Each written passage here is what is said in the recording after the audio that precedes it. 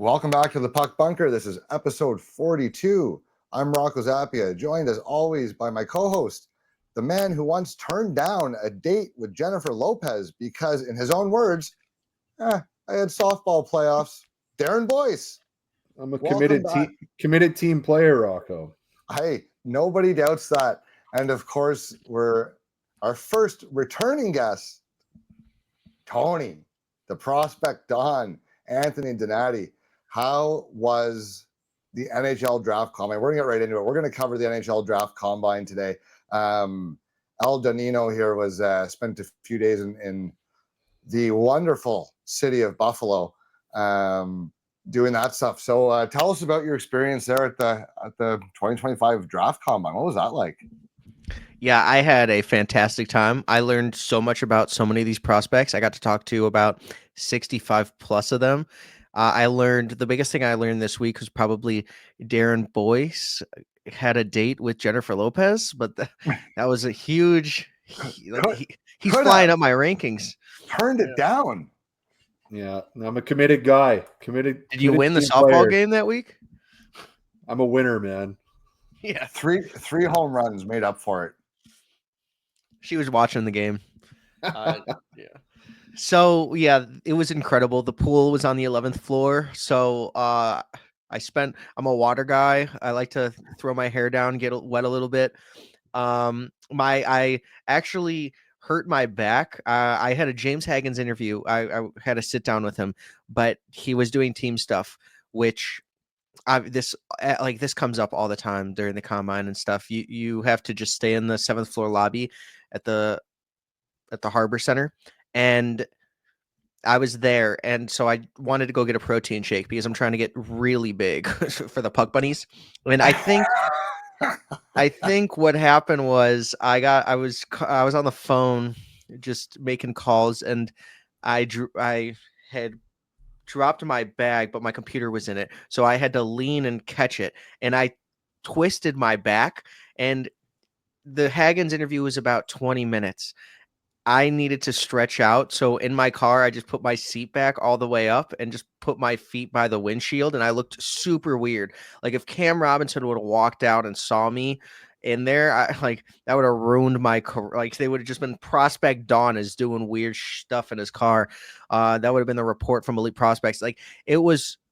That was probably the hardest time. I had to Michael Jordan it. I overcame that. I had a fantastic interview with James Haggins. He told me Patrick Kane's the greatest American-born hockey player of all time. So Kyle, draft that guy. That's all I needed. Darren Boyce for the Punk Buckers, which we're on, said whenever I comment, we need this guy because a quote comes out and it's something Hawks related, and Darren's like, well, that's all you needed there. So. I got to Kyle Dubas said hi to me. I walked right past Mike Greer and then I waved after. I felt very awkward about it.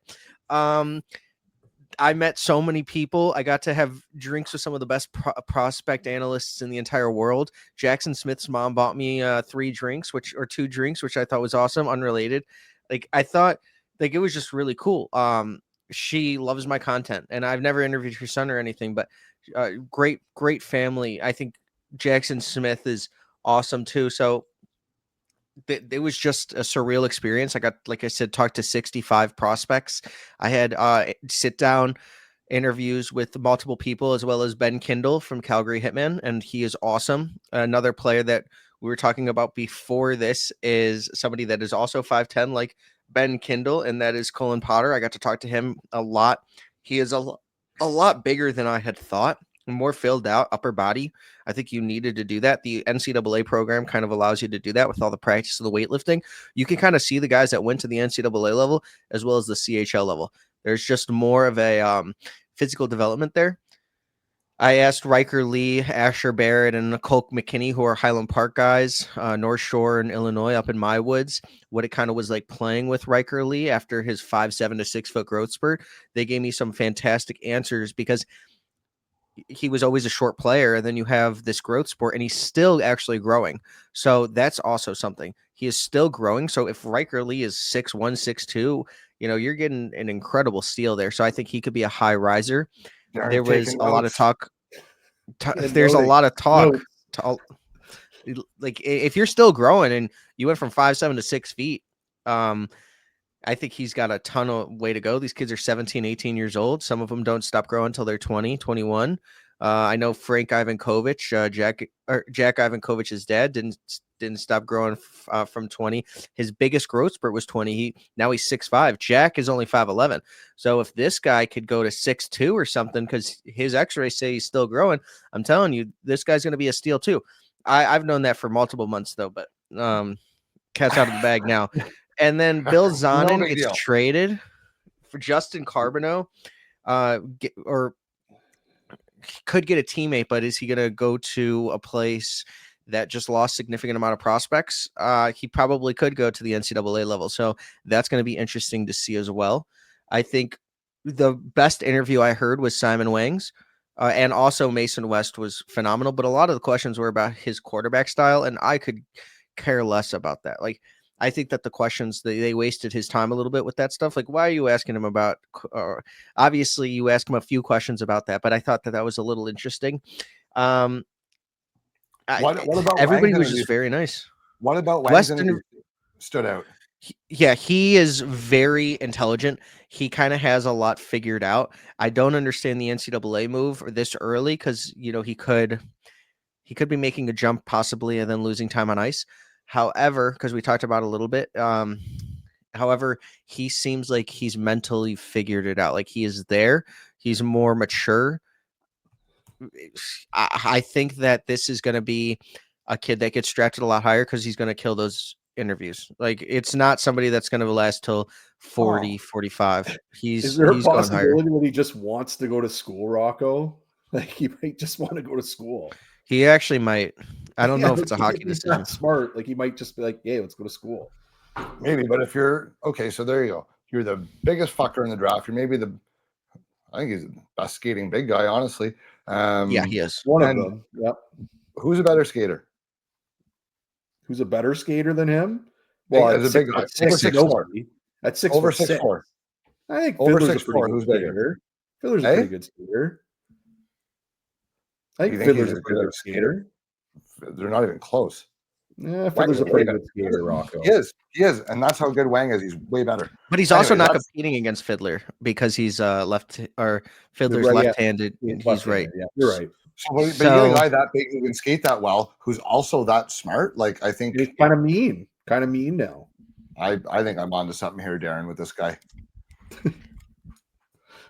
One of the best interviews that I talked to was Jacob Brombach.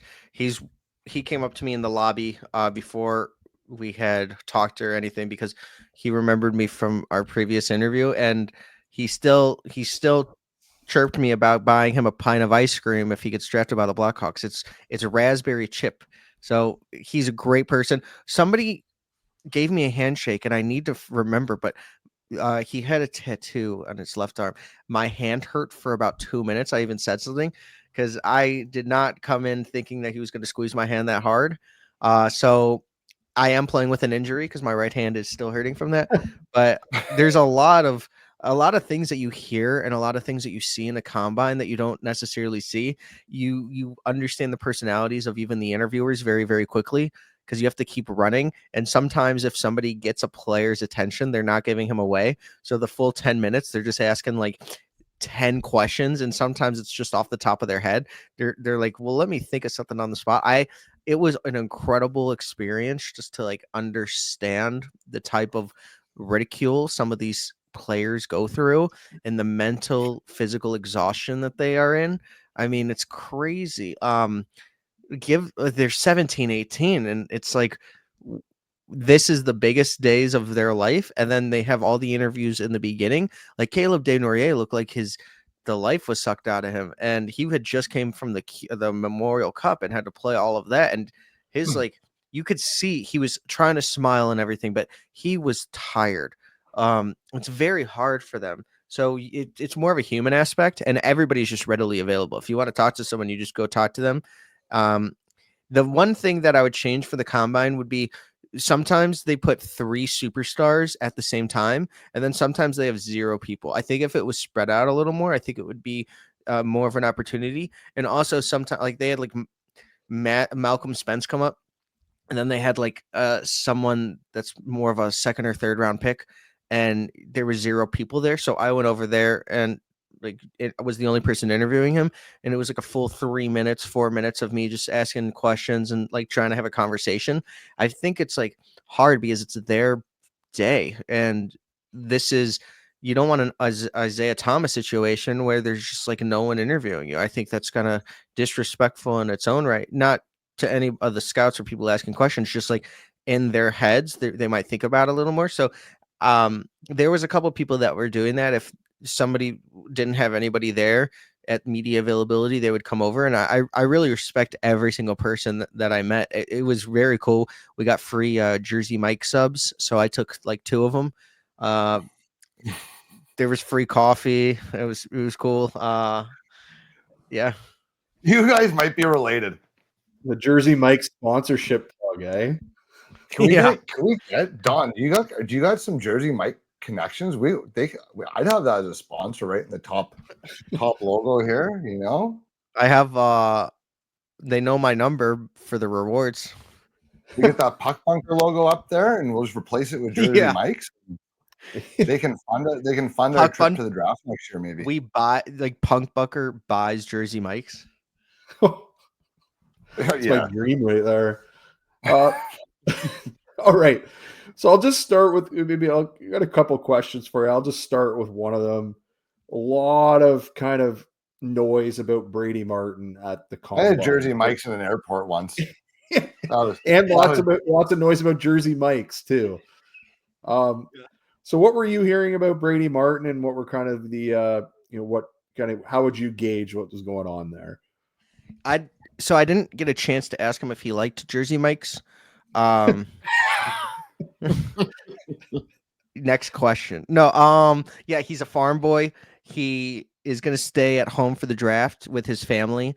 You can tell he has a lot of strength at 170 pounds on the way that he hits. That dude was going to perform well on some of the physical combine drills. He aced the interviews and the media availability out of the park. I think 4 and 7 is probably his upside and floor now. I think that he has jumped Roger McQueen in the Bruins rankings. If obviously he's taken before the 7th pick, I think Roger McQueen is going to be the guy that they probably look for too. I've heard Jake O'Brien could go to the Flyers if the right people go ahead of him. So I think that there's an actual case. I called that last week. I said Jake O'Brien's got Flyers written all over him. Dude, him and Mitchkov on that power play, that's a superpower. Right. So exactly, and that's exactly, you have Mitchkov. So who's the best passer? Jake O'Brien. So there you go. Yeah. And a lot of people have said Desnoyers at 6 because obviously his brother was drafted there. He plays for the AHL affiliate, Elliott. But I think that Desnoyers is going to go a lot higher. So the problem is there's like 7 people that could go in the top 4. I just don't see Brady Martin going 4. Obviously, Utah could trade back. But here's the thing with Brady Martin. Did Utah fall in love with him at 14 when they were slated at that area? Did they just fall in love with this kid? And then now at 4, they're like, well, we might have had to trade up anyway, so let's just take him here. Could they have done that? They might have. So we had Clean Hits Hockey on, the Utah guys, and they actually mentioned that Brady Martin was an option for them at 4. So there's at definitely there's smoke there that they're interested in it. There's a lot of smoke, but there's also a lot of smoke that they might try to trade back. So that's why I'm thinking, because if you take them at 4, you basically dismiss all of the value that you got from winning the lottery. And what do they see as the value? Did they just say, oh, we don't have to? Are they coming in as when we were at like around 10 to 14 or whoever they thought they were slated to end the season? Because it was a very interesting last 10 games for the NHL Tankathon rankings. If you saw it, like some teams were at 8 and then fell to 14 or 14 to 6, or Flyers kind of flew up. Flyers would have been like the 4th pick, but they won their last game. It was like really weird. I mean, the Islanders wouldn't have had the number 1 pick unless they had lost 3 of their last 4 games, or the Rangers had, I believe, beat them for 1 game, or the Rangers would have had the number 1 pick. So it was really weird. So where was Utah at during that time when they thought they were going to have a below, not a top 10 pick? Was it somebody like a Brady Martin that they had fallen in love with again? Like, is Brady Martin going to maximize your value with the 4th overall pick? Probably not. But if he's the guy that you fell in love with there, then I could see a trade back happening. Because if you go to 6 and then the Flyers trade up for, say, maybe Jake O'Brien is their floor player that they know that they could get there, because I don't see any team taking O'Brien. But let's say the Flyers package whatever they have and then trade up to 4, and then because Utah still gets Brady Martin, and then you just pick up extra assets. I'm a kind of guy that likes value. I've always thought value was great. So why, like the Jersey Mike subs, like I fell in love with that day because of the Jersey Mike subs. That's a value. It's free. I got the cookie too with that. And you have to maximize your opportunity to get as much as you can when you're a top 5 pick. I mean, that's just kind of what you do. You got a free top 4 pick when you had a great season. Brady Martin, in their mind, might be the best playoff player available if they're trying to build out their team. I just think that you should take best player available, and I don't think Brady Martin is even close to that tier. I would say he's like a tier 3 player for me, maybe tier 4, depending on what your tiers are, like Matthew Schaefer, Michael Misa, then 3 players, and then maybe Brady Martin's in that one tier with like 7 other players, but it's just not a top 4 pick. But I am hearing all the smoke. 7. So, Okay, before you go, Rocco, really I just want to say something. Maybe we are related, because he certainly sounds like me in a fantasy hockey league right there. more assets, more trades. Yeah, no, I know. That's how you do it. Someone really good is going to fall to 8. Like, and then the best part is Seattle actually needs a defenseman, so they might even pass on them. Merca, baby. Buffalo might be the big winner here. They need D. No, but that's fine though, because they're either, listen, if Brady Martin goes in the top 5 or 6, whatever, right?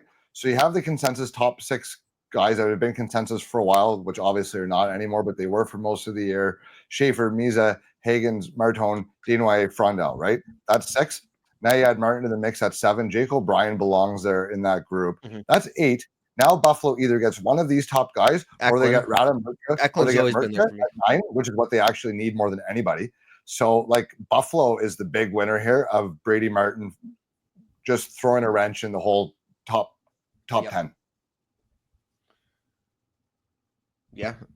I have seen this. I've seen this top 10 for a very long time. Brady Martin was not in that. I had Brady Martin probably 14, 15 for a very long time. Obviously, I think he's gone up to maybe, I haven't re-ranked since the combine, but I would put him around 11 or 12. I think that he has jumped Lyndon Lakovich for me because of obvious reasons, but I think that has he jumped Roger McQueen? Just not good value, huh? Has he jumped Roger McQueen? Well, we talked about this during the board show, and it's very close to me. I would pick Roger McQueen because a 6'5" right-handed center with that much upside, I'm taking it. I understand the back issues, but I have a bad back.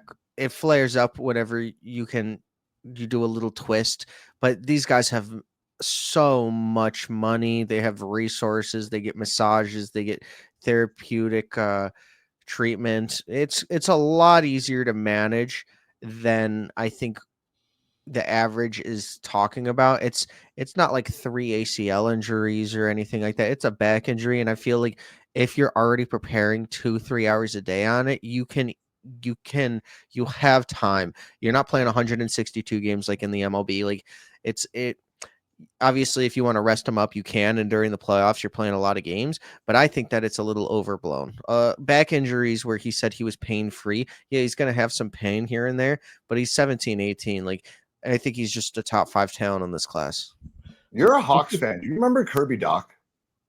I remember Kirby Dach asking to go play for an international tournament before he came, and then pushed a guy and broke his wrist, and then it never got better. And then he tore his ACL against the Blackhawks because he got pushed in the bench by Jason Dickinson.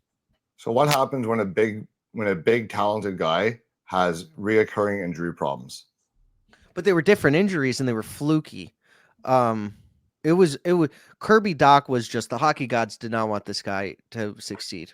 Like that, obviously he was not a number 3 overall pick. I would have viewed him as like a 9-10 overall pick. I was actually I was a little emotional like during that draft. I was not happy. I was 21 and pretty buzzed, and my friends were trying to calm me down in college.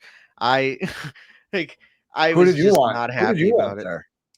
I was a Bowen Byram love boy, and he obviously had a lot of concussion issues. I thought this guy was going to be the next great defenseman. I was wrong at that time. I mean, yeah, but in my head, I was so locked in on Bowen Byram. He's good.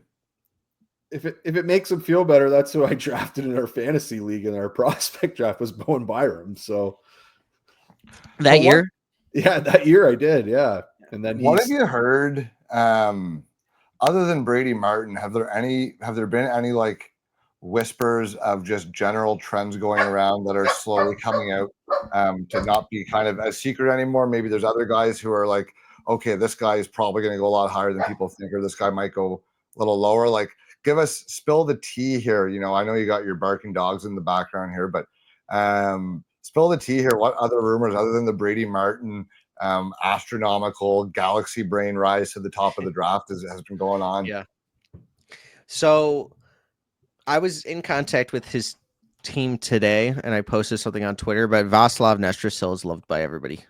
That kid is going to go a lot higher than a lot of people think. We were on him early in the year.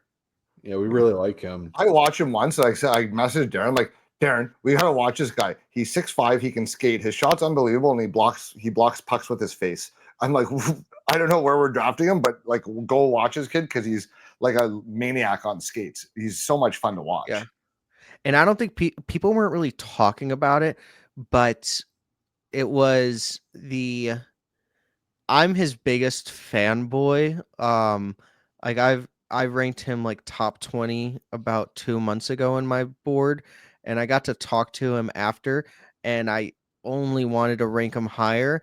I asked him a question at the combine, and I was like, your brother was drafted 3rd overall to the Red Wings way back when. What did he have to teach you? He has 4 brothers that all played hockey. His dad played hockey. Shout out Václav Nestrasil Sr. He is a fan of my content, and I love that guy. So hey, I've messaged him on. He messaged me on Twitter today. Sent me a highlight video, which actually was set to "Enter Sandman" by Metallica. Which is that really him? Yeah, that really is. Yeah, that's awesome. Dude, it's it was on like Vimeo or something, right? Yeah. I tweeted that out today. Yeah, he texted me at 3 a.m. during the combine and was like, "You got to check this out." I was like, "It has 4 views." Yeah, but it's actually a sick video. No, he re-edited it. This was 4 days ago, and then they re-edited it, and this one actually has a lot of views. It was I think they might have changed the song. The one song is sick. Anyway, the tangents. I love it.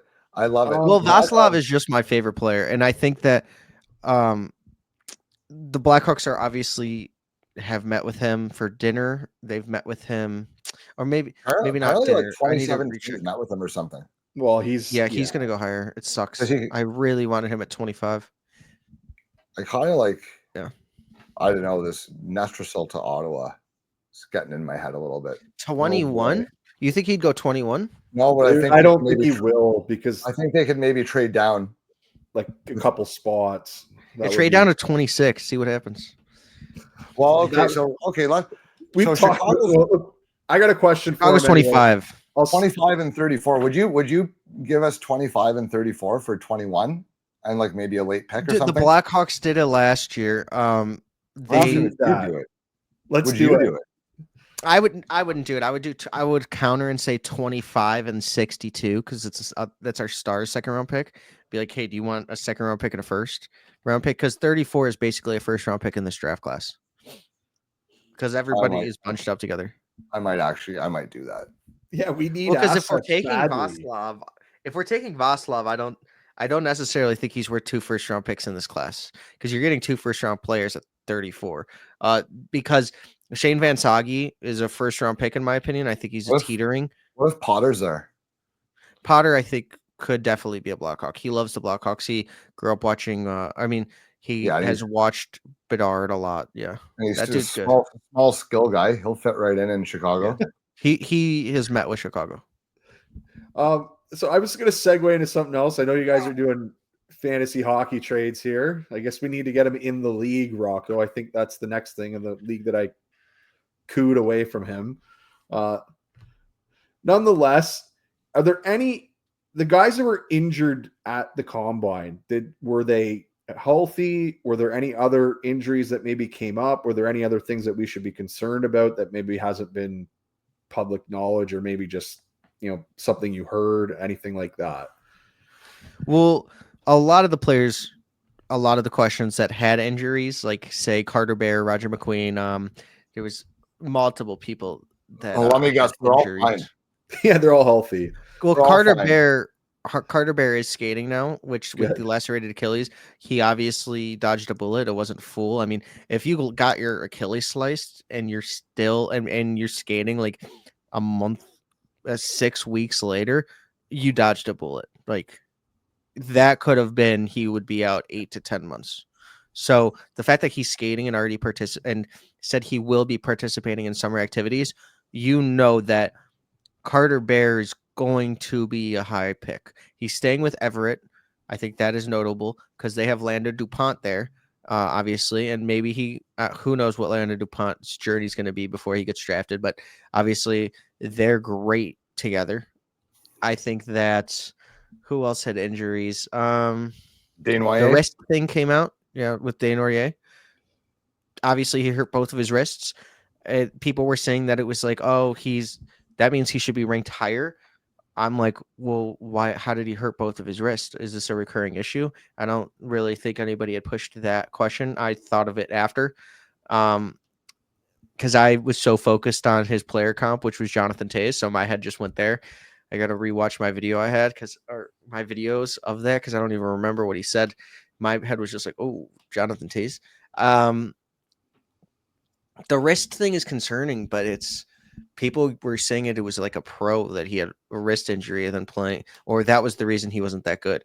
Like, I think that it's very hard when people give players the benefit of the doubt in some areas, and then with other people, they don't give them the benefit of the doubt and they knock them. It's sometimes, and I'm not talking about scouts or anything. I'm talking about like people online and stuff, or anybody that's covering this space, because say, I literally tweeted out how impressive it was that he played with 2 injured wrists. Well, the thing is, like, that is a fair argument, but the thing is if James Hagan said that he was playing with 2 wrist injuries, does it make his NCAA impressive? And then you see a number 1 pick again. Yes. No, It not probably him. would a little bit, yeah. It would make it more. It would if you accomplish something while injured and you say nothing about it all year till the season's done. I have respect for that, and it makes me like, okay, like if Daniel A was playing hurt, it does explain some things that I saw, right? Mhm. Where there's things I'm like, okay, well, what happened to this? What happened to this skill? Like, why am I not seeing this when I've seen it all year? So that explains away some of it for me. That said, no, is it not a good thing? I'm like, oh, better move all the injured guys up the list. That's not the thing either. But when I already have him ranked 3rd, and then I find out, obviously he was good in the semifinal game against London, I thought, but obviously he had a pretty quiet tournament otherwise. But when I have him 3rd all year long, or for most part of the year, and then I see that, I'm like, ooh, maybe 3rd's not right. And I'm like, okay, well, he has 2 bum wrists. I'm like, okay, well, I can explain that away enough to keep him where I have him on my list at least. But I don't know. Do I think it's a positive that he's hurt? No, that's obviously not great. You'd prefer healthy prospects, but it does mitigate some of what I saw. And the reason he was like maybe a little less aggressive in certain situations at the Memorial Cup was honestly the bigger thing for me other than the scoring. Okay, so it's like it's a situational explanation for some of the things that have happened. I respect that, and that is a great explanation for injured players. My thinking was that it was just something else that teams need to worry about, or long-term injuries that Certainly but can be. if you're looking at it in that standpoint, I respect that. Yeah, that's good. It certainly can be something that they could worry about. Absolutely. You're not wrong about that at all. You don't like to hear that for No, sure. you're not wrong about that at all. But if I see a guy play subpar, I'd rather have a reason for it rather than he just wasn't good in a big moment. Mm-hmm.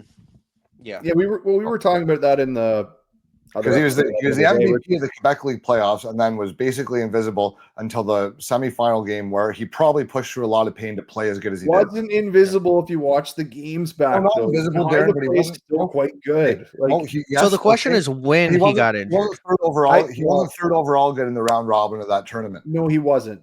Okay. So I think he's been hurt. I actually said this to Rocco like earlier in the year because he stopped taking faceoffs after Christmas, and I wondered if he was hurt.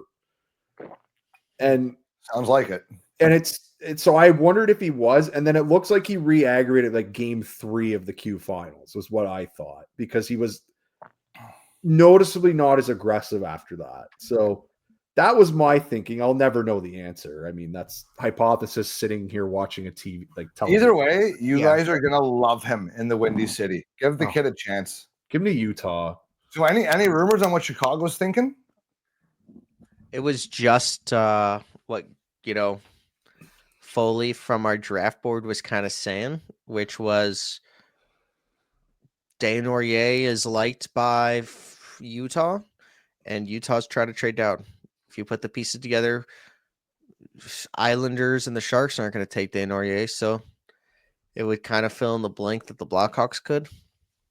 But at the same time, the Blackhawks have not chosen their decision yet. And I don't think Utah, of all teams, would know who they're taking. Like, why would the Blackhawks tell Utah, or how would Utah know? Because I don't think anyone even knows who the Blackhawks are taking. No, but I think in a situation like that, what likely happens is the teams, if they're planning to trade down, they have a trade worked out ahead of time, and then it's like Columbus with the Blackhawks. Yeah, it depends who's there. It's like, hey, we're okay with this trade unless this player is still available, in which case fuck off, and we'll take him. But if this guy gets picked, then we'll make this deal with you, and then you see how it is when your pick comes up. Can I ask you? And that's why go ahead. Sorry, can I ask you a question? So, do you think there's any way that Chicago is just kind of? It's not so much them, but they're kind of throwing out rumors there to throw other teams off, or who their actual pick is. Like, do you think is that something they've done in the past? Is that a possibility? A third. Well, no, but it's just that's what teams do sometimes. Like they kind of hide their pick. Like they're like, Chicago's looking at Hagens. Like, Chicago's looking at Denway, and it's just kind of a leak from the team to throw kind of some other people off. I don't think Chicago wants to leak anything, only because I think that they have plans to try to trade some of their. I think that they're going to make a splash. They're going to make a splash. So you want to trade up? Yeah. They want Misa. I don't think that they even know. I think that they see the tiers like I see it. Misa, Schaefer, teardrop. James Hagens, Porter Martone, then teardrop. I don't know if they have the second tier like I do. They probably have Desnoyers and Frondel in there too. I know some people do. I'm just more of this is a Blackhawks target list, because you're either getting James Hagens, who's your second line center for 10, 15 years, or you're getting Porter Martone, who could potentially be Connor Bedard's helper on that line for 10 to 15 years. I wonder if like the trade that makes the most sense to me still is the Sharks staying pat and the Islanders flipping to 1 to 3 to get Hagens. If they think Hagens is a center, like they could legitimately do that and the Sharks probably want the Blackhawks to trade up. Well, yeah, because then they get Schaefer. They're happy. Yeah, the Sharks are happy either way. Sharks are in the best position of this entire draft. Yeah, because they don't have to make a trade. Yeah, and the thing is, like I think that the Sharks could try to give. Obviously, this is going to happen, but in fantasy land, like, wouldn't the Sharks want to give the Blackhawks something to try to entice the Islanders to move down, because it's a win-win-win situation? And then the Islanders can take their hometown talent and James Hagens and sell a bunch of jerseys and sell all that merch, as well as picking up multiple assets and prospects from the Blackhawks and maybe even the Sharks. Sharks don't need to pay anything for it. Yeah, I know, but the Sharks would want to get Schaefer. They either end up with the best 1-2 center punch 5 years down the road from now, or whenever McDavid and Draisaitl have tailed off, but they set themselves up as the best young 1-2 punch at center, or they have two franchise players, one at forward and one at defense. And either way, the Sharks, if I'm the Sharks, I'm saying we're at 2, We're still eligible for next year's lottery. You take who you want. We'll take the other guy. I'm not paying you shit. And if you guys want to make a deal, you're doing it without us. And otherwise, we're going to take who's there and pish posh. San Jose can, and even if the Sharks use their depth too, like they can just use their depth picks and get other D in their system. So like it's possible. As a Blackhawks fan who has seen a ton of the same roster construction and the prospect pool of both the Sharks and the Hawks combined, I think Hawks fans would want Misa on the Sharks rather than Schaefer, because we in Chicago believe that Sam Dickinson would probably be our second line pair, maybe our fourth best defenseman, not like because it would be Sam Rinzel, Artem Levshinov, and Vlasic. And if you rank those three players with Sam Dickinson, I think Sam Dickinson might be 3 or 4 on that list. I'm not sure what the ranking would be, but if you get Schaefer, he's number 1 on that list. So that's just a huge jump. I think the only weakness of the Sharks prospect pool is defense. I think obviously they have 2 centers already, but I think that you would want to play Will Smith with Macklin Celebrini. They showed that they had a lot of chemistry together. That's a winger to me. Yeah, he's a winger to me too, but the comments were weird this year where they said they wanted to try him out at center again. It's like, just play him with Macklin. They had Macklin Celebrini is the franchise center that every team needs. And then you get Will Smith. If you think you have a second guy that can drive a line, you want that though. You don't want him to be the secondary option if you think he's good enough to be a line driver, I think. So maybe that's where you want to try. Maybe the kid wants to try center and they're like, okay, fine, we'll give you a shot at center. But teams are also going to say that with their young guys, like, oh, we're going to play him at center, like he's a centerman. Like they're going to confidence. Tried that with Nylander in Toronto. Nylander Toronto is a prime example of that. I think even like you're in Chicago, like Bedard and Nazar, like they're like, oh, there are centers. Like I don't know if they're actually your centers. Bedard is probably a center for the team. I think if we took Desnoyers, I would want to play him at C1C and then put Bedard on the wing. But I think Bedard just wants that center role. But it's like you're young, right? Like your team's young, so they're going to try them there. Yeah. And then once it comes time, like winning time, it might be just that's when they kind of shift over for maybe there's a better option. Like it's just they're going to try Will Smith at center, and then if he doesn't succeed, he's going to play on the wing. Like that's just and that second line with Misa and Chernyshov would be fantastic. Like I know that a lot of people talk about this, but sometimes it gets lost in translation. The Sharks have seen Michael Misa play for a very long time. You know how many games that man destroyed the OHL this year? I mean, if you're in attendance for all of Igor Chernyshov's games, even last year, he's scoring most of the time, 2 points per game. So that man was driving a lot of the play. He had built in his 200-foot game. He was the star of the entire OHL. The one knock on him is that the politics for the World Juniors that he didn't get to go in, and that wasn't even on him. And then they lost because he probably wasn't on there. No. So it's just tough to evaluate because most of these guys at the World Juniors had weird roles. Schaefer was the best player and then got hurt for a game and 4 minutes. And then Porter Martone had a goal, and then they're like, you suck. You're not playing anymore. And then he got invited then he got invited and played with Celebrini and looked fantastic. He even scored a goal there against men. Obviously, he could play in that role. And then James Haggins, before Teddy Stiga put the goal away for the game winner against Finland, James Haggins was so close to lifting that puck in, and his entire draft year would have been completely different. He would have been the gold medal winner for Team USA. He would have been a national hero. Obviously, Teddy Stiga got it, and no one really gives a crap. But it's just interesting because Teddy Stiga, man, just getting some slander there. He's good. I love Teddy Stiga, but no one cares. If James Haggins was the winner, he would have had his Connor Bedard moment where he undressed Slovakia, or no.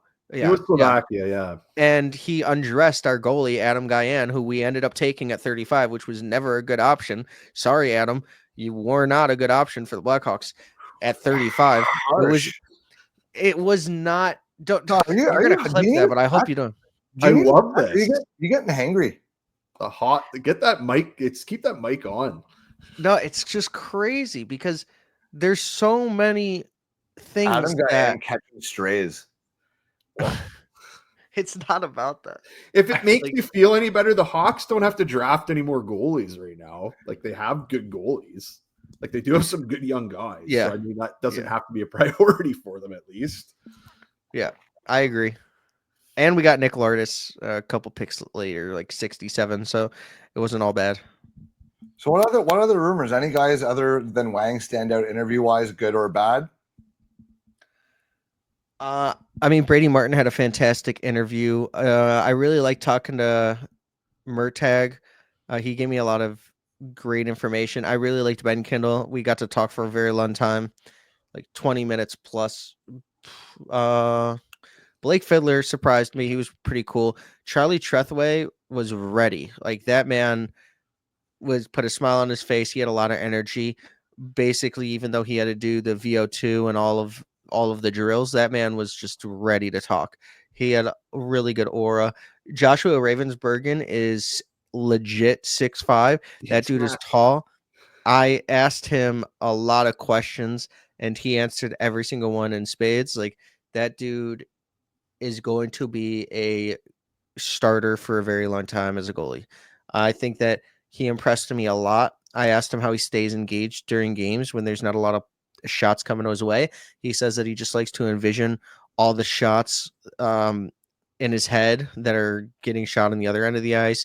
He likes to just like his skating is one of his biggest strengths. And then Chris Peters parlayed on my question because we were going back and forth like Dwayne Wade, LeBron James, prime, and he was like, I use my skating because I feel like it helps me try to get to the puck when I go to the walls. I feel like it just helps me so that I don't slip. I mean, a lot of the basic question or answers, but it was really interesting to hear that he was such a good skater and as a goalie and why that means so much.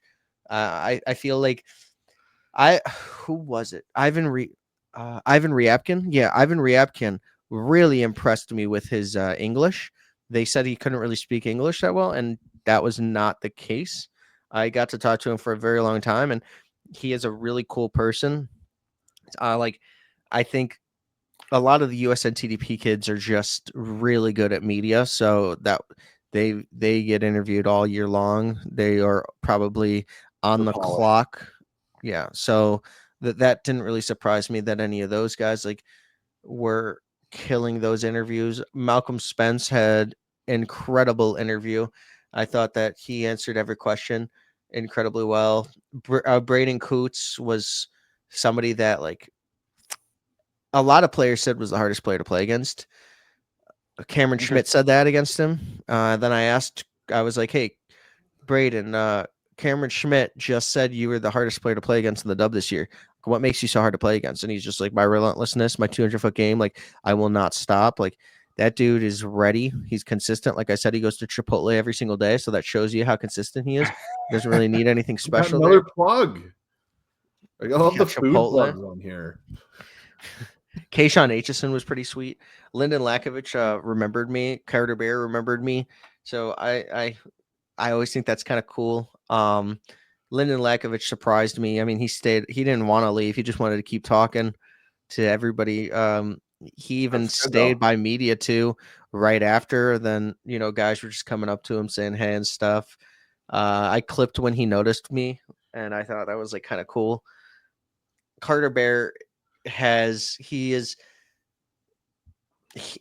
that dude is like Captain Serious. Like, he's just going to make the NHL because he doesn't really, he's a family guy and he's very humble, down to earth. But you can just tell he's going to make the NHL, in my opinion, just based on his personality. It's all hockey. More blue collar worker than anyone else in the top 12. More than Martin? Hard skills, hard. What? Who's more blue collar, Martin or Bear? I think they're both pretty hard working blue collar, yeah. Probably on ice, Bear. Probably on ice, Martin. Probably off ice, Bear. I wonder if Bear, if he finds a way to fall to 21 with the injury, he'd be awesome for Ottawa. I don't think so. Not anymore. That pick, but I don't think he's getting there either. No, Mirko was great too. Mirko was fantastic interview. That was We great. have a Sounds great like moment. you had a pretty Yager. awesome weekend there then. Yeah, I it guess was. that's one.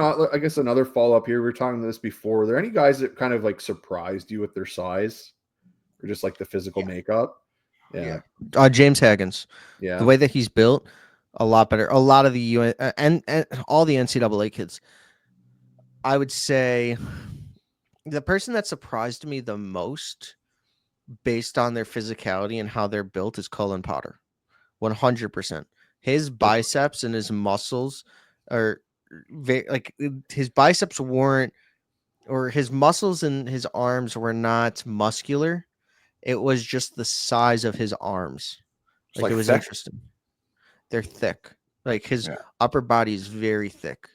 Like, you could tell this guy Good, could though. succeed in the NHL at 5'10". Like, he's built the right way. And his legs are not an issue, obviously, because his skating is exceptional. So what you really need to know is his upper body. And yeah, he's going to be a player. As soon as I saw him, I was like, wow, that's interesting. I think Cameron Schmidt is so tiny. That's also something. I mean, obviously we all know that, but he is very skinny too.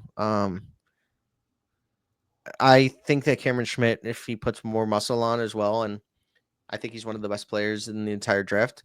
I've said that. I think he has like top 10, maybe 12 skill in this class. I think it's just because of how he plays. I really like Cameron Schmidt's game. He was like ranked around 20 for me in my last rankings. I'm probably going to put him 24, 25 next time. But I think it's because of his size. And if the Blackhawks won't take him just because we have so many small players. But if a team that has winning pedigree, say like the Canes, want a superstar, but they know they can't sign one in free agency because I don't know what goes on over there. But that was somebody that I was like, yeah, that he's a little surprising with his size. I thought Radim Merca or Anton Frondel is actually huge. He does not look 6'1". He looks like he's 6'3".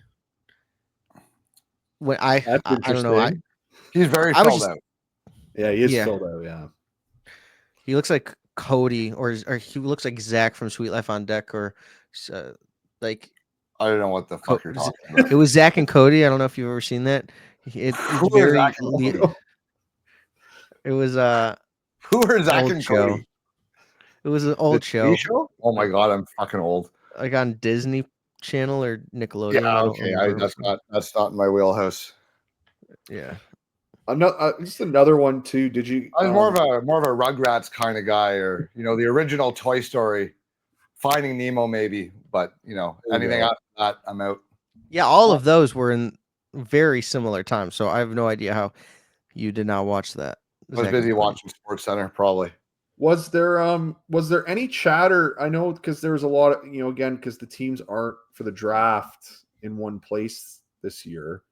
Was there kind of any chatter or any kind of stuff going around the building, maybe some movement at the draft, or maybe something we haven't heard of that maybe you caught wind of? No, nothing. Fair enough. Tight-lipped.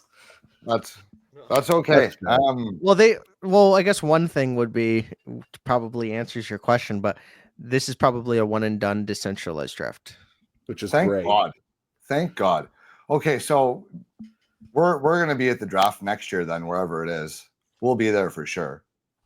I'm going Vegas. to this one. Hope it's in Vegas. You got to get so Don, your homework. You got to get a hold of Jersey Mike's here and get us our sponsorship for our draft. I don't know them. Listen, who do I even contact for that? Jersey Mike.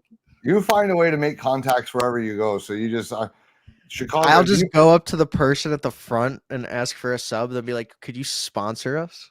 Yeah. What is your policy? I need to speak to Mike. Can I get an email? Can I speak to the manager? Can I speak to Mike? Yeah, I need Mike. Okay. Anthony, thanks for joining us. This is great. It was awesome to hear about your experience at the Combine. That sounds like it was really, honestly, a really surreal weekend. So I'm sure we'll be chatting again before the draft. So thank you for joining us, boys. Thanks as always, guys. This has been great. I'll talk to you both soon, and stay sane on Twitter out there, you guys. Always. See you guys.